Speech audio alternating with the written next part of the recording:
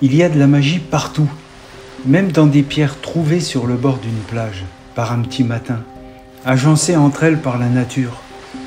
On s'étonne parfois par ces coïncidences, de ces heureux hasards, de ces signes que nous rencontrons sur notre chemin, comme si on essayait de nous montrer qu'il y a quelque chose de conscient derrière toute chose.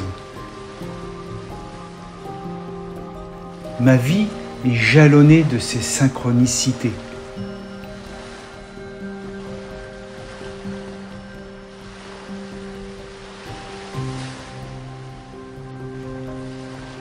Je ne suis pas venu à l'art par hasard.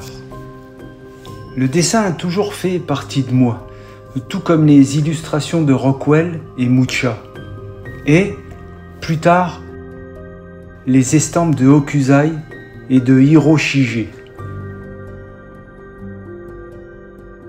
Bon nombre de peintres m'ont influencé et inspiré. Il y a plusieurs artistes que j'admire énormément et je les retrouve à l'occasion dans des musées. Il est difficile pour moi de passer devant sans aller les voir. J'adore visiter les musées. Ça me permet de me ressourcer auprès des maîtres.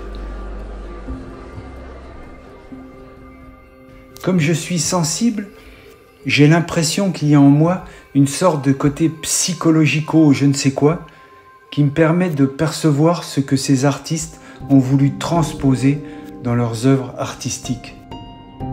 J'ai l'impression de profondément les comprendre. L'art en général est un marqueur de temps et un marqueur émotionnel, car les artistes sont les témoins de leur époque. Et pour créer leurs œuvres, ils utilisent généralement des éléments, ce qui les touche vraiment.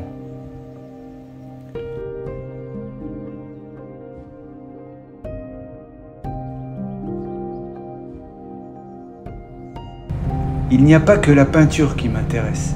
J'aime aussi l'architecture, le cinéma, la littérature, la musique. Et ces autres disciplines artistiques m'ont influencé et inspiré tout au long de ma vie.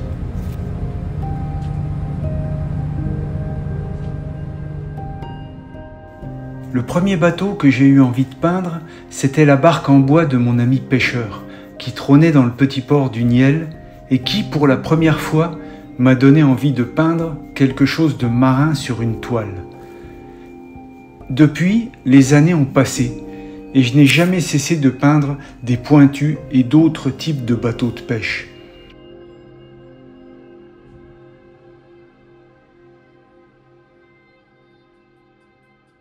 Si je peins souvent des marines, c'est parce que lorsque je naviguais, je ressentais une énorme liberté sur la mer.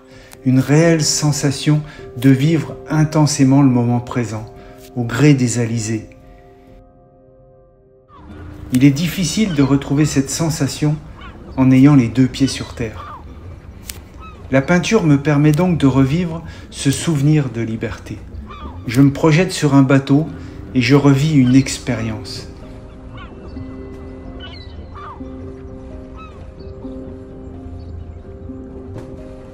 Des souvenirs me reviennent et je glisse dans un autre monde.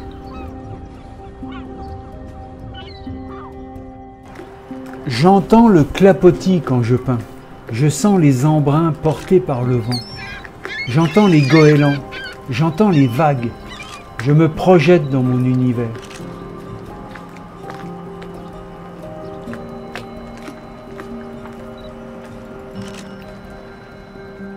Depuis toujours, je perçois l'art comme un moyen d'évasion, un moyen d'explorer plus largement la pensée et de s'ouvrir à une autre réalité, celle de l'imaginaire, celle du rêve, de la beauté, de l'idéal, de la magie qu'il y a tout autour de nous.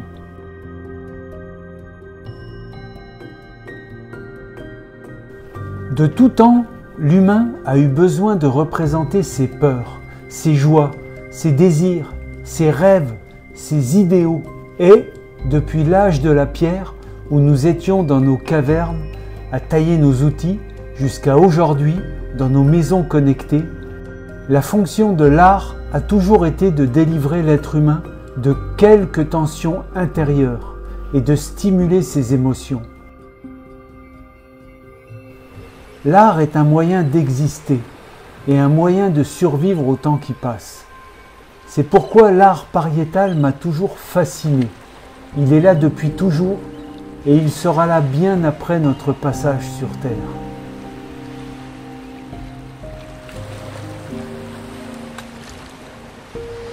Ce qui m'inspire par-dessus tout, ce sont les grandes étendues désertes. Leur vacuité apparente m'interpelle.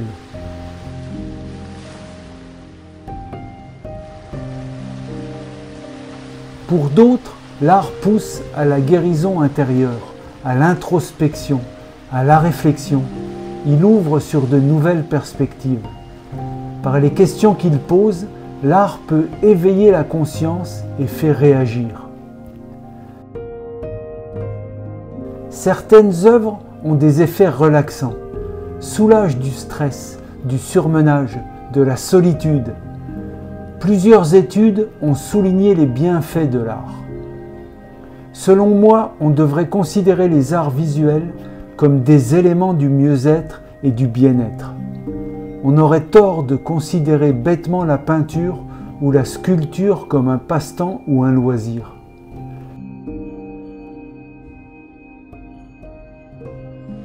La peinture est thérapeutique, autant pour le peintre qui exprime son monde intérieur que pour le spectateur qui s'y projette pour se dépayser de son quotidien.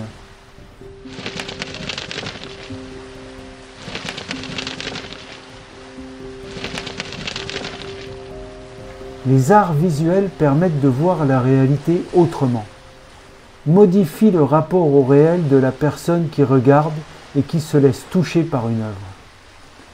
L'art libère de l'endorphine et diminue le taux de cortisol. L'art est au service de la liberté d'expression, de la promotion de la paix. Il peut être à l'origine de changements sociaux. L'art a cette puissance. Personnellement, je puise mon inspiration dans la beauté qui m'entoure. J'apprécie la quiétude et la paix dans les scènes maritimes et c'est ce que j'essaye de transposer dans ma peinture.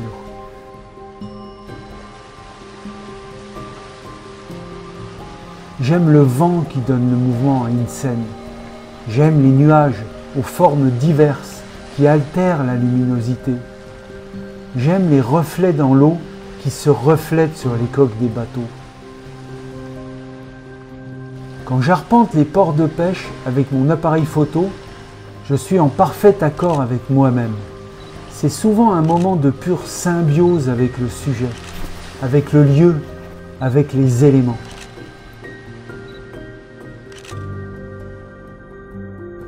C'est par un travail inlassablement soutenu, posé dans un geste conscient, dans le silence et la solitude de mon atelier, que je peaufine ma peinture marine.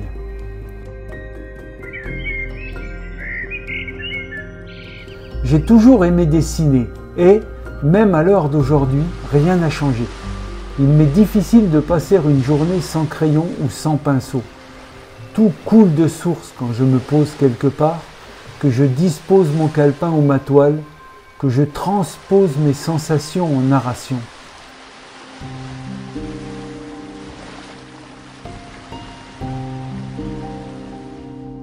C'est une évidence, c'est clair comme de l'eau de roche.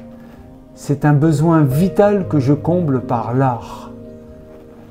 Tout mon cheminement depuis l'enfance, toute ma maîtrise artistique, la somme de mes expériences se trouve là, au bout de mon crayon ou de mon pinceau.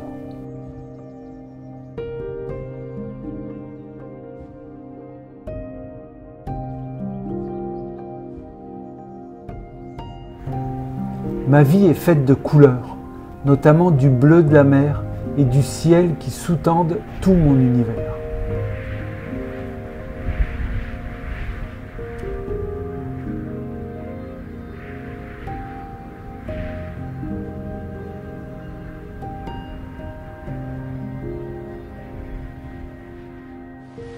Je crois que la vie, en elle-même, est magique et mystérieuse. La nature nous le fait bien comprendre. Quand on est en harmonie avec ce qui nous entoure, On nous laisse entrevoir cette magie qui fournit plus de questions que de réponses.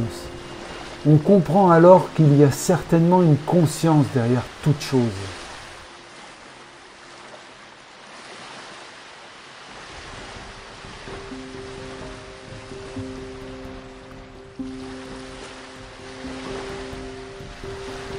En ce qui me concerne, je me suis toujours laissé porter par le courant de la vie, au gré des marées.